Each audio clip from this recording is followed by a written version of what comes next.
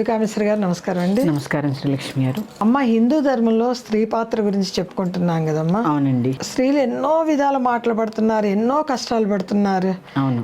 ఆ రోజుల్లోనూ అట్లాగే ఉంది, ఈ రోజుల్లోనూ ఇట్లానే ఉంది. అవును. ఏమిటంటారు స్త్రీకి ఈ బాధ? తప్పకుండా తెలియజేస్తానమ్మా. అందరికీ ముందు శ్రీమాత్రే నమః, శ్రీ గురుభ్యో నమః. హిందూ ధర్మంలో స్త్రీ పాత్ర యొక్క భాగంలో ఈవేళ మనము పంచకన్యల గురించి చెప్పుకుందాం. పంచకన్యలు. కన్యలు ఇవాళ రేపు ఇది మొత్తం అందరికీ తెలియాల్సిన విషయము. ఒక్కొక్కళ్ళు మన ధర్మాన్ని విమర్శిస్తూ ఉంటారు ఈ నేను చెప్పే వాళ్ళని బట్టి. ముందు ఈ పంచకన్యల మీద ఒక శ్లోకం చెప్పుకుందాము. అది ఎందుకు ఆ శ్లోకం కూడా నేను వివరిస్తాను. ఈ పంచకన్యలకు ఒక శ్లోకం ఉందంటారు. శ్లోకం ఉంది. ఈ శ్లోకం చదివితే మహాపాతకములు నశిస్తాయండి. ఈ శ్లోకం చదివితే మహాపాతకాలు పోతాయి. మహాపాతకాలు పోతాయి. ఇక్కడ ఎలా అద్భుతం కదా. పాపాల్లో రెండు రకాలు ఉంటాయి. ఒకడేమో కావాలని పాపం చేసి ప్రక్షాళన అవ్వాలని, తప్పుకి ప్రాయశ్చిత్తం కావాలి అనుకుంటూ ఉంటారు చాలా మంది. ఆ ప్రాయశ్చిత్తమే అంటే అనుకోకుండా తప్పు జరిగితే ప్రాయశ్చిత్తం పర్వాలేదు, కానీ కావాలని తప్పు చేసి ప్రాయశ్చిత్తం కోరుకోకూడదు కదా. అవును, అదైతే వాస్తవమ్మా. ఈ శ్లోకం చదువుకుంటే మహాపాతకములు నశిస్తాయి. మహాపాతకాలు పోతాయి. పాతకం నశించడమే కాకుండా చెడు చేయాలనే ఆలోచనని నశింపజేస్తుంది ఈ శ్లోకం. ముందు అది కావాలి. ఈ శ్లోకం యొక్క గొప్పతనం ఏంటంటే చెడు చేయాలనే ఆలోచనని నశింపజేస్తూ ఉంటుంది. ఆ శ్లోకం ఒక్కసారి చెప్పుకుందాం. చెప్పండమ్మా. ఈ శ్లోకాన్ని ప్రతి ఒక్కళ్ళు, స్త్రీ పురుష పిల్లల భేదం లేకుండా అందరూ చదువుకోండి. ప్రతి ఒక్కళ్ళు మన జీవితంలో ఏదైనా చిన్న పొరపాట్లు తెలిసి తెలియక చేసేవన్నీ కూడా ప్రతిరోజు చదువుకోవాలి. ప్రతిరోజు చెప్పండి. అహల్య, ద్రౌపది, కుంతి, తారా, మండోదరి తథా పంచకన్యా స్మరే నిత్యం మహాపాతక నాశనం. అసలు తేలిగ్గా ఉంది కదండి. ఇలా తలుచుకుంటే చాలండి వాళ్ళని. ఎవరెవరు చూడండి, అహల్య, ద్రౌపది, కుంతి, తార, మండోదరి, పంచకన్యలు వాళ్ళు. మరి ద్రౌపదికి 5 భర్తలు ఉన్నారు కదా, మరి కన్య ఎలా అయింది చెప్తాను దాని గురించి కూడా. అహల్య గౌతముడి భార్య, కన్య. అవును కదా. అహల్య, ద్రౌపది, కుంతి, తార అందరినీ పంచకన్యలు అన్నారు. ద్రౌపదికి 5 భర్తలు ఉన్నారు కదా. తెలియచేస్తానమ్మా, ఒక్కొక్కరి గురించి తెలుసుకుందాం మనం. చెప్పండి. ముందుగా అహల్య. ఆవిడని రామాయణంలో ఇష్టం వచ్చినట్టు రాసిస్తూ ఉంటారు. అవునండి, రాయిగా అయిపోయింది అని. రాయి కింద మారింది అంటే అది ఎందుకో నేను చెప్తాను. ఆవిడ ఆ తప్పు చేసింది ఇంద్రుడితో, ఈ తప్పు, అవన్నీ అసలు ఉత్తి మాటలండి. అహల్య చాలా సౌందర్యవతి. సృష్టిలోనే అంతటి సౌందర్యవతి లేదు. అంతటి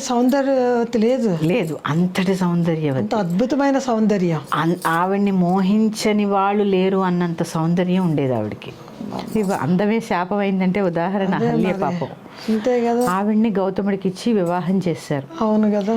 వివాహం చేసిన తర్వాత ఇంద్రుడి కళ్ళు ఆవిడ మీద పడ్డాయి. అసలే ఇంద్రుడికి ఒళ్ళంతా కళ్ళే. ఎప్పుడు ఈవిడ శాపాన్ని బట్టి ఆయనకి ఒళ్ళంతా కళ్ళే. అప్పటిదాకా లేవు. ఆ 2 కళ్ళతోనే మోహించారు. అందరికీ తెలిసిందేగా. దీని మీద ఒక సినిమాలో చాలా వ్యంగ్యమైన సన్నివేశం ఒకటి ఉంటుంది. మన పురాణాలని ఎలా వాడుతున్నారో అసలు సినిమా వాళ్ళు కూడా ఒకసారి ఆలోచించండి. ఈ విషయంగా మనం అది కూడా మాట్లాడుకుందాం. ఇక అహల్య చాలా సౌందర్యవతి. ఈ సౌందర్యవతిని ఆయన మోహించాడు ఇంద్రుడు, మహానుభావుడు. గౌతమ ముని వేషంలో రోజు రెక్కి వేశాడు. ఈయన ఎప్పుడు వెళ్తాడు, ఈవిడితో మాట ఎలా కలపాలి, ఇంత సౌందర్యాన్ని నా సొంతం చేసుకోవాలి అనే ఒక దుర్మార్గప్పుడైతే బాగోదు కదా ఆలోచన వచ్చింది ఆయనకి. ఆయన పొద్దున్నే నదీ స్నానానికి వెళ్తాడు అని కనిపెట్టాడు. కోడి రూపంలో వచ్చి దొంగ కోడి వేషం ధరించి కోస్తాడు. పాపం ఆయన నిజంగానే తెల్లారింది అనుకుని స్నానానికి వెళ్తాడు. ఈయన గౌతమి ముని రూపంలో వెళతాడమ్మా. ఇక్కడ అందరూ గ్రహించండి, అహల్య తప్పు చేయలేదు, మహాపతివ్రత. ఒక క్షణం భ్రమకి లోనైంది ఆవిడ, కానీ తప్పు చేయలేదు. వచ్చినవాడు గౌతముడు కాదని పసికట్టింది. పసికట్టింది. తప్పు చేయలేదు. తప్పు చేయలేదు. అందుకే పంచకన్యల్లో స్థానం సంపాదించింది ఆవిడ. మరి ఆయన ఎందుకండి అలా రాయిగా ఏమని శాపం పెడతాం? గౌతముడికి కూడా ఇక ఆ తర్వాత ఇంద్రుడికి ఒళ్ళంతా కళ్ళే అని చెప్పి శాపం అదంతా పక్కకు పడి గౌతముడికి కూడా భార్య తప్పు చేయలేదని తెలుసండి. తెలిసి ఎందుకు మరి రాయిగా మార్చారు? అటు రాముడు సీత చేత అగ్ని ప్రవేశం చేయించిన రాముడికి తెలుసు సీత చాలా పతివ్రతని. సీతమ్మ తల్లి జనాల కోసం ఆయన అగ్ని పరీక్ష చేయించాడు. ఎవరు ఇంకేది మాట్లాడకుండా ఉండాలి అంటే అగ్ని పరీక్ష చేయాలి. అంతేకాని రాముడికి అనుమానం కాదండి. ఇప్పుడు ఈ స్త్రీవాదులంతా మొదలవుతారు, సీతను అలా చేశాడు రాముడు, ఇలా చేశాడని. సీతని రాముడు అనుమానించలేదు. రామాయణం చదవండి, తెలుసుకోండి. రాముని నిందిస్తూ ఉంటారు కొంతమంది, నిజం తెలుసుకోండి. మన ధర్మంలో స్త్రీ పాత్ర ఎంత గొప్పదో మనకేం తెలుసండి. వాళ్ళు మహానుభావులు, మహర్షులు. గౌతముడు కూడా అహల్యను అనుమానించలేదండి. జనాల కోసము, ఆ పవిత్రత అందరికీ అర్థం కావడం కోసం ఆవిడని రాయి కమ్మని శపించాడు.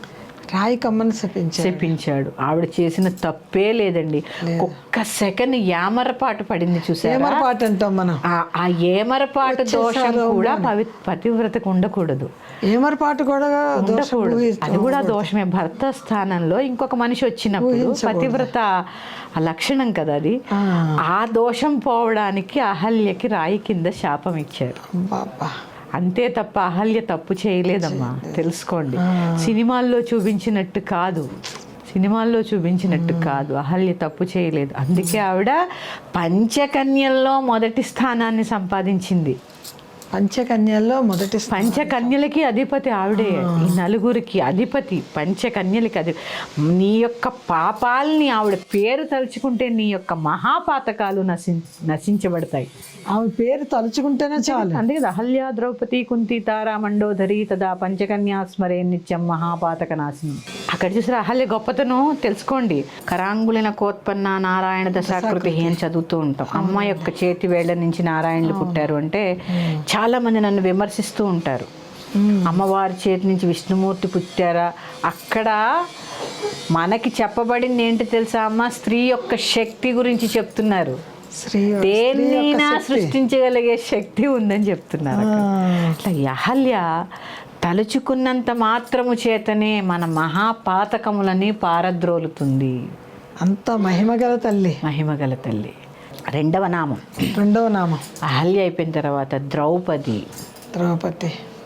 పాపం అసలు ఆవిడనైతే పంచభర్తలతో ఉందని కర్ణుడు ఇత్యాది అందరూ కూడా అవమానిస్తారు. అవునండి. అసలు ఆవిడ జుట్టు పట్టుకొని ఈడ్చుకొచ్చి ఎంత వస్త్రాభరణ సమయంలో కర్ణుడు వస్త్రంతో ఉంటుంది. కర్ణుడు కూడా ఇత్యాది వాళ్ళందరూ కూడా అవమానించారు ఆవిడ పంచభద్రుక అని. ఈ 5 పతులకి ఆవిడ భార్య ఎట్లా అయింది మరి? ధర్మం ఎట్లా ఒప్పుకుంది? అవును కదా. ఇక్కడ సూక్ష్మం ఎవరు గమనించరు. వీళ్ళు ఎవరు యోని నుంచి పుట్టిన వారు కాదు. ఎవరు యోని నుంచి పుట్టలా, ప్రసాదించబడ్డవారు. వాయువు నుంచి ప్రసాదించబడ్డవారు భీముడు, యముడు నుంచి ప్రసాదించబడ్డవాడు ధర్మరాజు, ఇంద్రుడి నుంచి ప్రసాదించబడ్డవాడు అర్జునుడు, అశ్విని దేవతల నుంచి ప్రసాదించబడ్డవారు నకుల సహదేవులు. అవునండి. వీళ్ళు గంధర్వులు. ఆవిడ యాజ్ఞసేన యజ్ఞం నుంచి పుట్టింది. యువత కింద కన్య కింద పుట్టింది.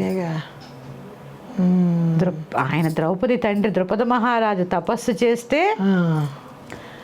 దృష్టజ్యుమ్నుడితో పాటు పుట్టింది ద్రౌపది. పాపం అక్కడ కూడా ఆడపిల్లలోంచే వచ్చింది.